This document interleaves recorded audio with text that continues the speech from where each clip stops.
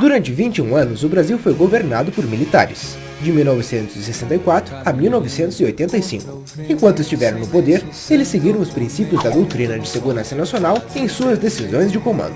E o que determinava essa doutrina? Determinava que o Brasil deveria ser protegido contra a ameaça dos inimigos internos, chamados de subversivos pelo regime. Isso porque, na visão dos idealizadores da doutrina, os subversivos pretendiam implantar aqui o socialismo, e assim subverter a ordem estabelecida, ou seja, a inserção do Brasil no sistema capitalista. É preciso lembrar que na década de 1960, o mundo vivia a Guerra Fria, que dividiu o mundo entre os comunistas, países ligados à União das Repúblicas Socialistas Soviéticas, e os capitalistas, países vinculados aos Estados Unidos da América. E o Brasil, desde sua participação na Segunda Guerra Mundial ao lado dos Estados Unidos, havia escolhido de que lado ficaria. O ano de 1964 é um marco de ruptura sob muitos aspectos. Os militares, com o apoio de muitos setores da sociedade civil, deixaram seu tradicional papel de interventores para assumir o poder executivo.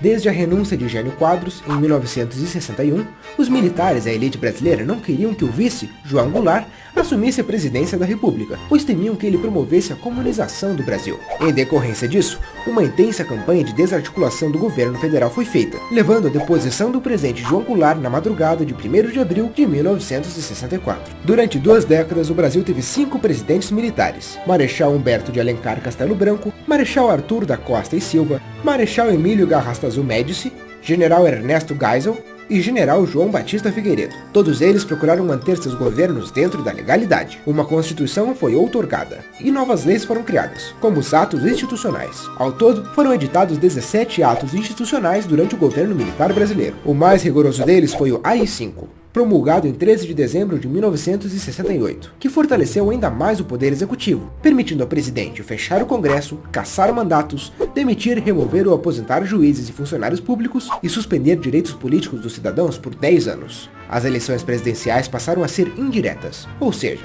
os governantes não seriam escolhidos pela população, mas por um colégio eleitoral. E somente 2 partidos podiam atuar na cena política: a Aliança Renovadora Nacional, ARENA, Partido da Situação, e o Movimento Democrático Brasileiro, MDB, partido da oposição consentida. E pronto, estava instaurada uma ditadura militar no Brasil. E logo muita gente que havia apoiado o golpe de 1964 passou a fazer oposição ao novo regime, como os empresários, os jornalistas, a Igreja Católica e os políticos. Muitas foram as manifestações de resistência ao regime autoritário implantado no país. O movimento estudantil cresceu e se organizou nesse período. Censurados, os jornais de grande circulação em todo o território nacional, como o Jornal do Brasil, o Globo, o Estado de São Paulo e a Folha de São Paulo, driblavam o controle como podiam. Muitos jornalistas passaram a trabalhar na chamada imprensa alternativa. O Pasquim e o Movimento são apenas alguns dos mais conhecidos jornais alternativos do período do regime militar. No teatro e na música, muitos artistas mostraram seu descontentamento com o autoritarismo vigente. Chico Buarque, por exemplo, compôs muitas canções de protesto, como Apesar de Você e Cálice, depois censuradas por se tornarem um símbolo da resistência contra o regime militar. Outra importante manifestação da oposição ao governo foram as organizações guerrilheiras de luta armada, cujos principais representantes foram o ex-deputado Carlos Marighella e o ex-capitão do exército Carlos Lamarca. Esses guerrilheiros praticavam ações como assaltos a bancos, a fim de obter dinheiro para suas guerrilhas e sequestros de diplomatas estrangeiros para pedir como resgate a liberação de presos políticos. Os opositores do regime foram perseguidos, presos, torturados e mortos, e muitos estão desaparecidos até hoje.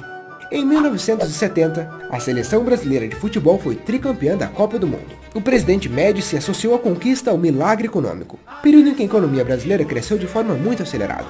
O título foi apresentado como uma conquista de governo, que também passou a divulgar os slogans Brasil, ame-o ou deixe-o, e ninguém mais segura esse país. Quando o general Geisel assumiu a presidência em 1974, deu-se início ao processo de distensão do regime, de forma lenta, gradual e segura. Apesar disso, durante seu governo, o jornalista Vladimir Herzog foi morto após ser torturado num dos órgãos de repressão do governo, que forjou a versão segundo a qual Herzog teria se suicidado. Só recentemente, 37 anos depois, a causa da morte de Vladimir Herzog foi revista nos documentos oficiais. Os movimentos sociais começavam a voltar às ruas, dos estudantes, dos operários e pela defesa da lei da anistia, aprovada em agosto de 1979. Ampla, geral e restrita, a anistia permitiu que milhares de brasileiros exilados por motivos políticos pudessem voltar ao Brasil. Os caçados readquiriram seu direito à cidadania. No mesmo ano, o governo aprovou o fim do bipartidarismo.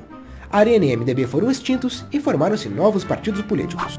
Em 1984, a campanha Diretas Já, que reivindicava o restabelecimento das eleições diretas para presidente da República, já tinha tomado o país. Mas a proposta não foi aprovada pelo Congresso Nacional. As eleições presidenciais que devolveram o poder aos civis foram indiretas, pois o candidato da oposição foi escolhido pelo Colégio Eleitoral. Tancredo Neves, o preferido da grande parte da população brasileira, foi eleito, mas faleceu antes de tomar posse. Assim, seu vice, José Sarney, assumiu a presidência da República em 1985. Em 1988, foi promulgada a Sexta Constituição Brasileira, que restabeleceu o Estado Democrático de Direito e as garantias fundamentais dos cidadãos. Somente em 1989 ocorreu a primeira eleição direta para presidente da República desde 1960.